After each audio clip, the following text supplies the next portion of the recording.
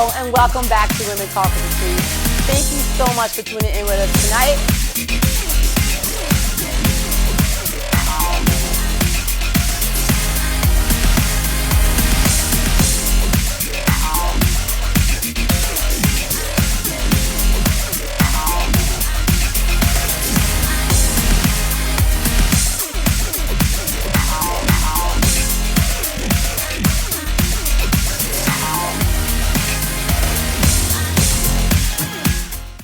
Hi everyone, and welcome back to Women Talk with Patrice. Thank you so much for tuning in with us today. I'm your host, Patrice, and I have an amazing guest for you guys today. He is the founder and executive director of Rise Above the Streets Recovery Outreach Incorporated. Rise Above the Streets has partnered with various organizations and schools in the area, spreading his message of compassion and encouragement to all who he encounters. He was featured on CBS This Morning News and recently recognized by Jay-Z Rock Nation on Black History Month. He also received the Social Justice Award from Syracuse University for his effort, where he was honored by the mayor of Syracuse with his own holiday. This doesn't scratch the surface of accomplishments of my next guest. He is absolutely amazing. Please, everyone, welcome the amazing, extraordinary Al-amin Muhammad onto the show today. Welcome onto the show. How are you doing today? I'm doing great. I am honored to have you on, by the way. You are a very special, extraordinary man. Okay, I don't know if anyone ever told you that, but you are. You are. Thank you. You're welcome. Okay, so I read your bio. Super long. Okay, but it's amazing. Like your bio literally made me cry. I'm not even gonna lie. I was like literally tearing up, and I was like, this man is amazing. Thank you. Okay, Please. you are a man of many things. Who is Al-amin Muhammad, and where did that name come from? Al-amin Muhammad is a kind guy. Okay. Giving. Hard worker, Okay. and a homebody. A homebody? You're a homebody? Yes, a lot of people are shocked when I say that. I am shocked. Yeah, because they always see me with hundreds and hundreds of people Yes. around me, but I like being at home, Okay. like watching movies and like cooking. It's like you have to preserve your energy. Yes. Right? Yes, Okay. yes, You like absolutely. cooking? Yeah, I love cooking. What do you like cooking? I'm Haitian, Okay. so I do a lot of Haitian food. Because my mama I was raised by women, my mom Okay. and my auntie and grandmother, so they taught me how to cook Haitian food. Okay, I love that. Al-amin, where did that name come from? Is that where your mom named you? No, actually, my government name is Joel, Joel. Really? And I got my name changed 5 years ago. Okay. I went to Atlanta and got it changed because I was pending in Atlanta in the courts. Okay. And it finally went through 5 years ago. Al-amin means trustworthy. Okay, what made you want to change your name? About in 2010, I was locked up in prison in Stateville, Illinois. Wow. And I became Muslim there. And I read a book about a beloved prophet. Okay. And his name was Al-amin, and I really love how he was trustworthy. Everybody trusted him with jewelry and, Yes. and counseling and everything else. So I was like, I was going to name myself Al-amin Muhammad. I know I can't follow that whole footstep he was doing. I'm going to try my best. So, But you're a trustworthy person. yes. Okay, that's Yes, literally yes. all that matters. Okay. Right. So Right. you're not originally from Syracuse, you're originally from Chicago. Yeah, right? Chicago, Illinois. How was Southside. that experience in Chicago? I know Chicago right now is probably not the best place, but how was it growing up in Chicago? Same way. Same way? Yeah, same way. And it ain't changed. I grew up on the south side of Chicago. Okay. East South Side. I grew up in the violent era Okay. neighborhood. And I grew up from a Catholic family. My father and mom taught me how to, go to school and became a man, but I Yeah. choose to make bad choices. Yes. All because of a divorce. And what's going on in our community, that's why there's a lot of young people is joining gangs and drugs and alcohol, is because it had a lot to do with parenting. Yes. And when my parents got divorced, I was used to two loves. Yeah. My father loved, my mom loved. So when they divorced, the love just broke away. So I was searching for the same love, but I was searching for it in the wrong place. Wow. And I became a gang member and became one of the biggest drug dealers in Chicago. You have a story. Yeah. Yes, okay. Have you ever reached out to young men that are in gangs and stuff like that? Mm-hmm. And did you try to counsel them? Because you were a counselor. You are a counselor. Yeah, I'm still a yes. counselor. Okay. How's that going for you? Yes, I go to prisons. Okay. I've been in the Justice Center here in Syracuse, Yeah. and I've been to a lot of youth facilities here. Okay. But I'm always going to like adults prison, like in Chicago. I've been in LA as well and spoke to a lot of Al-amin in there Okay. as well. But everything slowed down when the pandemic hit. But I just went to Chicago recently to a prison about 2 months ago. Okay.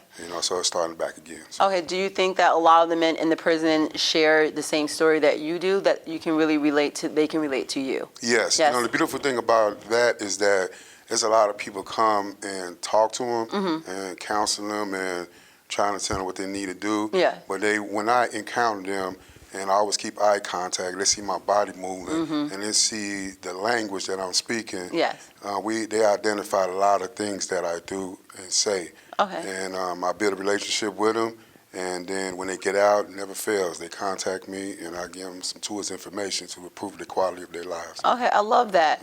You lived in Atlanta. I do want to go back to you were raised by your parents were Catholics? Yeah, Catholics, okay. absolutely, yeah. But you converted to Islam, Yes, right? correct. What made you convert to Islam? I was in prison, Okay. and my roommate, he was Muslim, Uh-huh. and I gave him a hard time. He was praying. I mean, he was the type of guy, he worked out a lot, Yeah. but he was one of the humblest, quiet, peaceful guy, and I gave him a real hard time. Uh-huh. And then one day, we was laying down, he was praying, and I told him, can you stop praying? What's that stuff you're saying? Yeah. And he ain't said nothing, so we laid in the bed. And then he looked down at me, he saw me looking at the picture of my daughters, and he told me, man, can I ask you a question? I said, sure. He said, what happened when you get out? What legacy are you going to leave for your daughter? Ooh. So I kind of paused, and my eyes got kind of watery, hit me like a Mack truck. Yeah. And I told myself, I don't have a legacy. The only legacy I have was like hurting people, drugs, alcohol, and gang life and everything else. So Yes. that right there really opened the door for change for me, that question. Okay. And I was interested in know about him a little bit more, and ended up became Muslim. I love that. Yeah, thank you. Because usually people can hear things and they don't take heed to it. They yes. just go out of one ear, out the other. Absolutely. Okay. You have two daughters? Is Yes, it? I Okay. have two daughters. Yeah, yes, I love that. They very overprotective of me. Are they? That's good. They live in Syracuse? Now they in Chicago. They're All in my Chicago? family in Chicago. Okay. Yes, yes. So how did you end up in Atlanta? So you lived in Atlanta, right? Okay. How did you end up in Atlanta, and what is your backstory?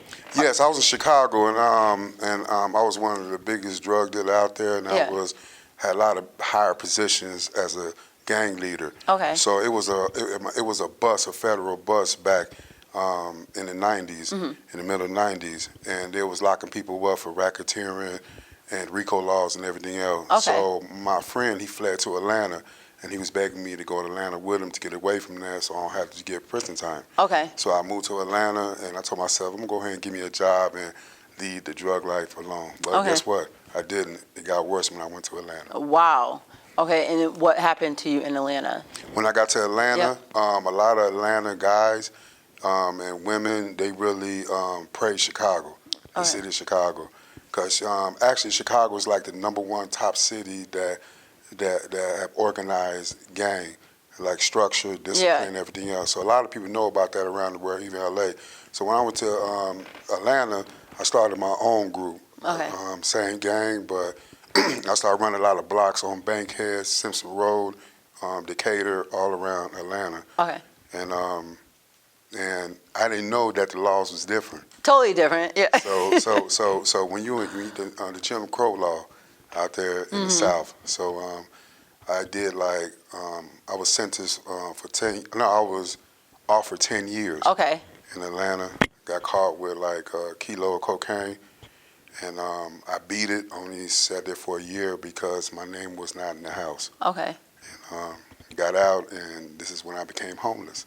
Oh, wow. So you became homeless in Atlanta? Yes. How long were you homeless for? 10 years. 10 years. Chronically, yes. Wow. I'm gonna highlight chronically because I try to tell people like mental health, everything come with chronically. Okay. What does that mean? If someone didn't know what that meant, what does that mean? Chronically mean that you was down to your low, sleeping in abandoned buildings, mental health, Yeah. bipolar and depression, and then and you just lose your whole identity. Yes. Who you were, you know. Looking at you now, you would never even have guessed that. Yes, I know everybody say that. Yeah. 10 years, that's a whole decade. Yes. And you know what, Patrice? Yeah. I didn't miscount how many people done told me that they don't believe me when I say this. What? And they're like, man, I can't believe that you was home. I can't believe you was in the gang. I can't Yeah. believe. It's really shocking there, but until they hear me share my story, and then I show pictures, especially my book. Everybody's a believer when they read my book now. Yeah. Because when somebody read a book, something about pictures, the connection with the words, Yes. means a lot. Yeah, the visualization. Absolutely. Yeah. So what made you come to Syracuse? Because it's Chicago, Atlanta, Syracuse. Syracuse is like the country. Right, absolutely. Okay, what made you choose Syracuse? So I got on Facebook. Y'all ready for this? Yeah. So when I got on Facebook, I met a lady. We became good friends. Okay. And she said she was from Syracuse. I was like, what is that? I ain't never heard of Syracuse. Yeah. I come from Chicago. I was like, Carmel Anthony. I think I heard he went to college out there. Yeah. And she was like, it's actually a city. So I went out there. We became good friends. Then it led to something else, and we got married. Oh. So when I came to Syracuse, actually, she knew what I was going to do when she knew about me. Yeah. And we're divorced now, but Okay. we're good friends. When I got there, she was like, "You want to turn this city upside down?" I was like, "I'm not finna be here. I'm finna go back to Atlanta and finish doing what I was doing." Yeah. She's like, "No, they need it here, and you're going to change everything." Wow. So she was in the Navy. She just retired, and she was going to nursing school. And I was going to wait for her, and I said, in 2 years, I'm going back to Atlanta. Okay. And then them 2 years, I started using the skills I had that I learned from my mentor in Atlanta, who ran a nonprofit. He was an activist, and Okay. I used that in Syracuse. And end up, I'm trying to find the right word to describe it. It's like a journey. Like I was using what I was trained, and it got me somewhere that I thought I was never going to be. It got you your like purpose. right now. Yes, absolutely. Okay, Absolutely. it literally got you your Yes. purpose. You started We Rise Above the Streets in Atlanta, right? I actually started in prison. You started in prison? Yes, I started. I was in prison in Atlanta for about a year, and I told myself I knew I was going to change. Yes. I knew what I wanted to do, and to be honest, Patrice, everything I'm doing right now, I knew it was going to happen because I sat there and planned everything. Wow. A lot of the volunteers and everybody in the city and all around the Yeah. world, they wonder where I get the energy from and why everything is structured, and I keep telling them that it was planned. It was. Wow, in prison though. Yes, yeah. You're like, I know I'm gonna need to change. I need to do better. Yes, right? absolutely. So what was the idea? Where did the idea come from? For We Rise Above the Street. Yes. Actually, one day I just woke up and I had a conversation with one of my good friends in prison, and I said, I'm gonna rise from all this. I'm gonna rise from the streets. And Yes. he was like, man, that sounds good. You're gonna rise from the streets. We both gonna rise from the streets. And I was like, we rise above the streets. He was like, wow. He wanted to do a rap group out of it, right? No. And I was like, I'm gonna start my organization and I'm gonna call it We Rise Above the Streets. Wow. So how has We Rise Above the Streets affected you in Syracuse? Like, how has there been any challenges? Have you faced any challenges? Yes, thank to my mentor in Atlanta. He taught me how to bring community together. Okay. And and I'm a unique person. And what You I are. mean by that, a lot of people are like, you come from the streets, but you got like, wealthy people from different neighborhoods, different races, different religion, different background all together. And I try to tell people that I was taught that, how Yes. to bring community together. So when different races come to our organization and come to volunteer, I get these questions and they ask me why you are unable, the homeless. Yeah. They need to get a job, right? And they'll say kind of nasty stuff before they come volunteer. They do. But my test is how I'm going to react to that comment. So what I do, I just tell them, sir, enjoy yourself, and we could talk after the event. Yeah. And of course, I'm talking to a certain guy who said it. His wife got kind of mad and was apologizing. I said, it's okay. So this has never failed, Patrice. They go through Sam on Saturday. I'm looking at him. He's engaging with the volunteers, smiling. And then the big surprise when he goes to the streets and he have conversations with people that's poor and people who's struggling. And I'm seeing him have a conversation with a guy talking about the Pittsburgh Steelers. They love the same team. Yeah. And they laughing about different shows and everything else. So at the end of the program, he comes to me and he started crying. and It touched apologizing him. and say sorry. He don't know what came over him. And now, at this moment, at this time, it's about 8 years now. He's been volunteering. Him and his wife. Wow. Yes. That just like gave me chills. Yes. Yeah. That just gave me chills. Wow. So that's and the reason I'm sharing that story. Yep. That's the challenge, because it's a test for me, because I hear a lot of nasty stuff that comes So to much me. negative stuff from people. So my test is how I respond. Yes. And I so agree. far, I've been responding real good. I gotta do a volunteer thing. Like, you literally just reminded me of something that happened today. I went to the store. The guy, he opened the door. I said, "Thank you," and I left. And I told him, I said, "I apologize. I don't have any money, any cash." He goes, "You could just give me some food." I said, "What do you want to eat today?" That's what I said. Yes, yes. He goes, "Anything." We're literally Dunkin' Donuts right there. He goes, "A tea," and I started cracking up. I said, "A tea? You really asked for a tea?" So I literally got him a glazed donut. I was on the phone with my friend today, and she goes, "What are you doing?" I said, "I got this guy some food." I got him a glazed donut, a little sprinkled donut, and some tea. Awesome. And he goes, "Thank you so much." I said, "You're He was welcome." grateful. And the only thing I found the funniest part about it is that he asked for some tea. I know, right? I was like, "Tea? right? Okay, I'm gonna get you some tea." Right. But you Yeah. know what, Patrice? You know what? To be honest with you, we had a conversation with that guy you met. If we had a conversation with him, he would say this, and this is me coming from experience being Yeah. homeless. It's not about money. No. Of course, money, let us survive, every day. Yeah. But it's not about money. It's not about what you gave him. And I know you. I've been knowing you for a minute, following you. That smile, and I tell the volunteers, when you smile at somebody and wave at them, and make sure that person is somebody, that means a lot to them. Yeah, like okay. This is a lot of times you're gonna make me try to cry. and that's all it takes, though. Like, Yes.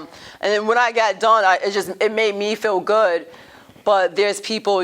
How do you feel about people who record stuff like that? Mm-hmm. Because I would never do that. Like, Yes. what do I? That means your intentions were wrong. Yes, absolutely. Yeah. You know what? That's a beautiful answer. So when I first started, recording was kind of like scary a little bit, but I had to do it because my intention was to bring awareness. That's Yes. number one. But number two, I got the trust from the community. Yep. And I'm on live. I record every day, and it gets to a point now. People are like, "You ain't taking a picture of us?" They ask me to take pictures now, and it's because of I highlight that word. It's because of trust. Yes. You're loyal. That just gave me another chills. So how has the community support been and your team? How has the support been for you? A lot of people are shocked, and they're going to be shocked right now when I share this. Yep. And I haven't shared this to a lot of people, but people probably already know. Okay. I haven't applied no grant ever since I started the organization. My organization has been community funded. What? So we pay bills by community funded. We supply by community funded. Everything's community funded. So that kind of shocked. And of course, grant companies, they really like knocking on the doors because it's rare if an organization lasts this long by community. Yes, don't make me cry. Though I don't know why this will make me cry. I'm trying not to cry. Wow, that is amazing. Yes. You would never even have thought that. Yes. I would have never even thought that at all. Well, that's a blessing. Yes, That absolutely. tells you that you move people. You move through a force. Thank you. Okay, I don't even know if that makes sense, but you move That through a make a lot of force. sense. That make a lot Okay. of sense. Thank you, Patrice. You're welcome. So besides We Rise Above the Streets, what are some things you have accomplished, and what are some things you would like to accomplish that you haven't accomplished yet, but you would like to? What I have accomplished is I started a conversation in the city. Okay. From politicians to all around Central New York and all around the world.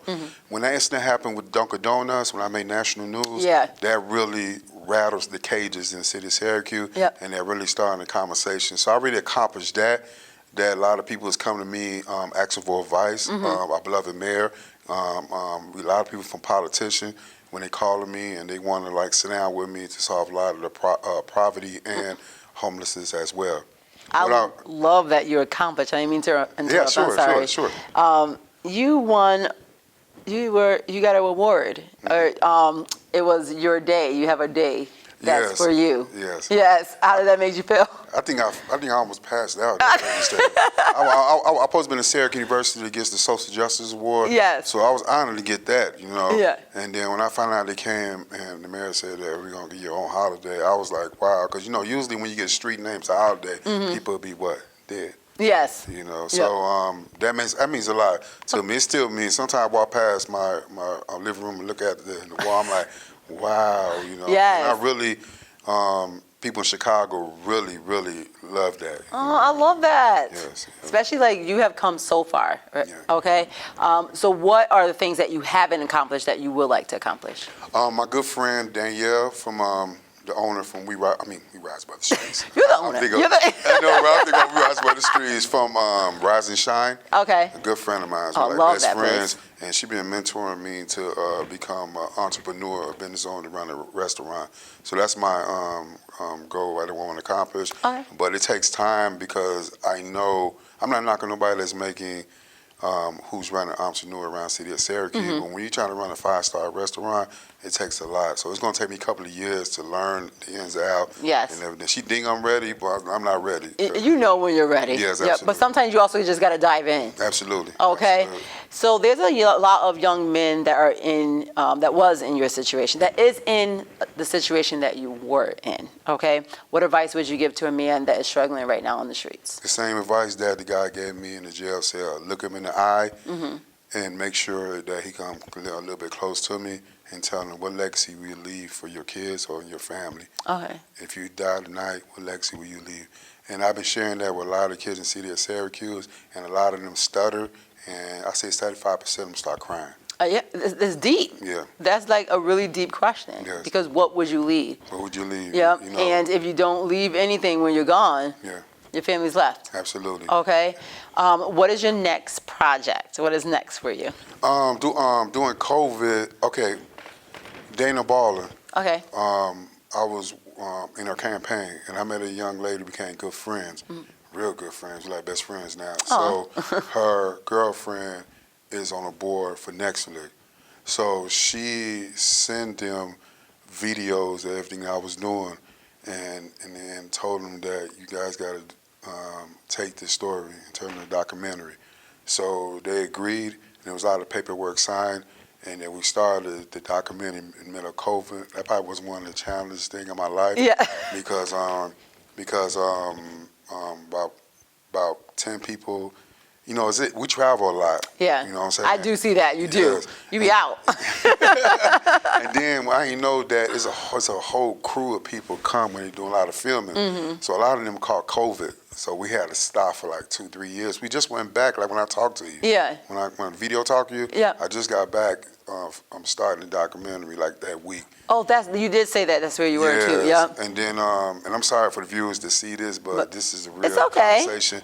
We was filming something, and we was filming a scene in my neighborhood, and somebody got shot right there in front of us while we was filming.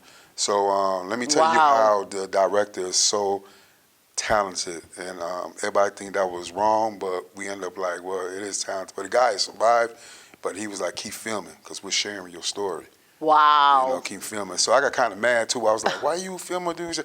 You know, police coming, and you know, and then at the end of the day, I was like, man, this dude is really talented. That's part of your story. Yes, absolutely, absolutely, right. That's part of your story. Right, absolutely. So wow. Yeah, it was, and then we lost a lot of people because of the fear of them coming to Chicago, and they see that and people yelling at them and everything else. Which I understand. Yes. Okay, because I would love to go to Chicago. I heard it is a beautiful city. Yes. Okay. And it does have its bad parts though. Only if you go with somebody. Yeah. You know, but like me, you go. Yeah. You won't never see that because I know the city. I know everybody in it. Okay. So. I'll probably stay like literally right downtown. I would not go anywhere. You know how when you go with somebody and you feel kind of comfortable because he's from that city. Yeah, that's That's true. me. And a lot of people post on Facebook. I kind of crack jokes on them because they be like, I'm in Chicago. They downtown. Say, I'm sorry, y'all. That ain't Chicago.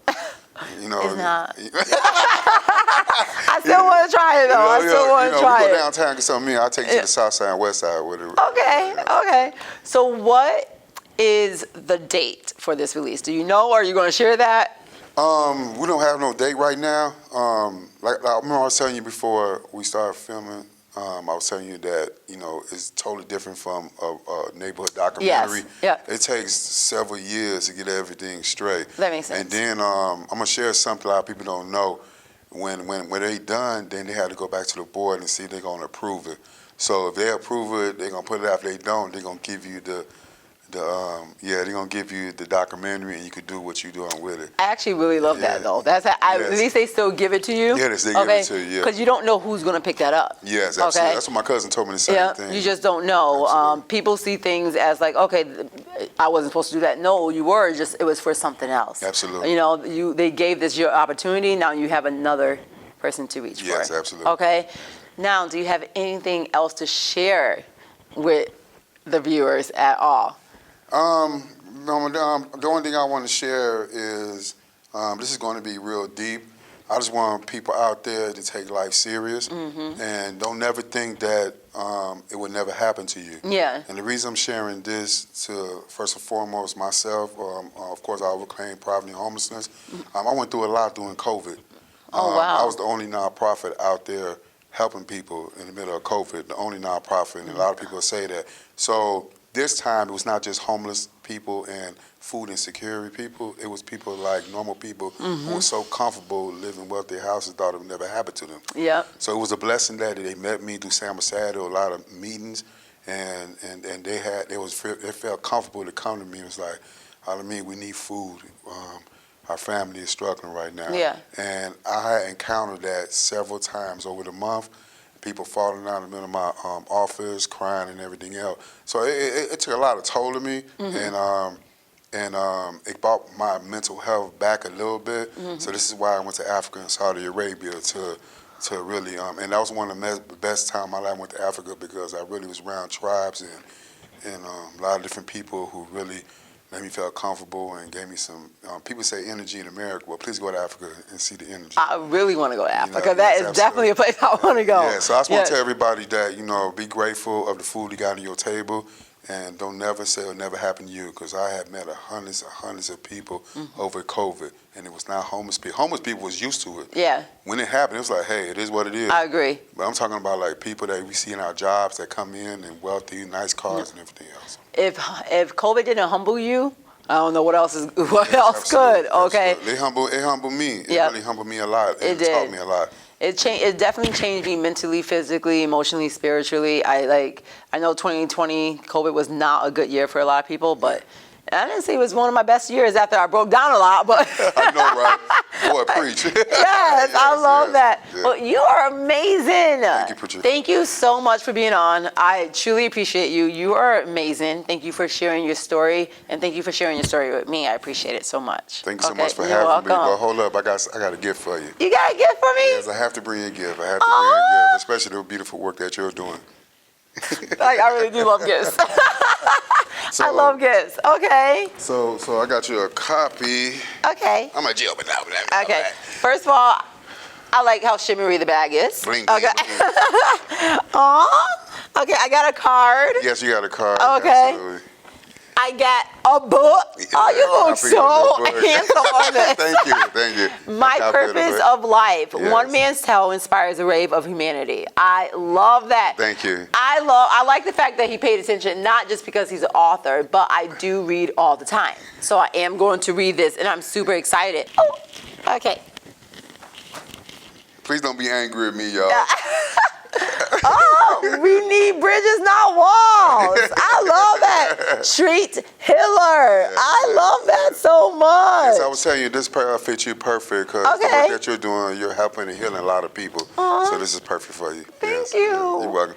And I got something else for you. I got a donation for her, but I was going to put it in the card, but I come from an African-American neighborhood. Our people like throwing cards away and be money in there and everything else. So. You got a donation for me? Yes. Yeah, so we're gonna do it on the side. You know how you put something in the car, people don't pay attention, they throw it. I'll do that. I pay attention to that.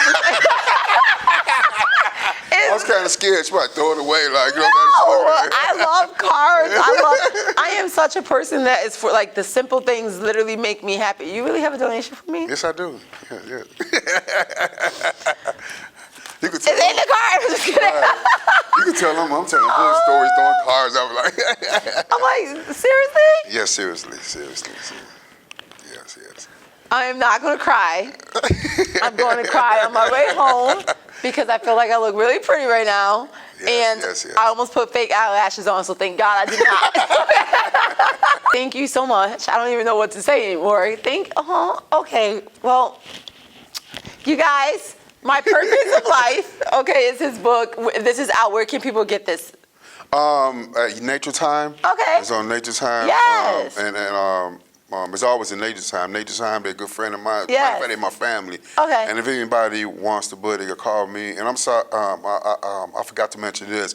All through COVID, I sold over 2,000 books independently.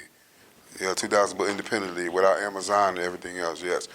And Nature Time helped me too as well. This is like your purpose. Yes. Okay, I'm still trying to hold back tears. You know, Master P was selling tapes out the trunk. I was selling books out the trunk during COVID. Well, thank you. I am so much. honored. I don't know what else to say. This was like a really good show, you guys. I love him. Thanks so much for having me. You're Thanks welcome. for making me smile and make my heart smile. Oh, Thank you. you're welcome. You guys, we'll catch you next show. See you guys later. My name is Al-amin Muhammad, Executive Director of We Rise Above the Streets. The words I live by is that your past doesn't define your future.